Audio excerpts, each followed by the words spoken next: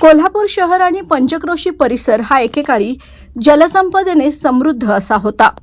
27 तळ्यांचे शहर म्हणून ओळख असलेल्या कोल्हापूरची जयंती नदी ही शहराचे भूषण होती. मात्र सध्या या नदीचा नाला असा उल्लेख केला जात असल्याबद्दल खंत व्यक्त करत पुढील काळात जयंती नदी असा सन्मान करावा अशी अपेक्षा ज्येष्ठ अभ्यासक व भारतीय इतिहास परिषदेचे संचालक उमाकांत राणिंग यांनी व्यक्त केली.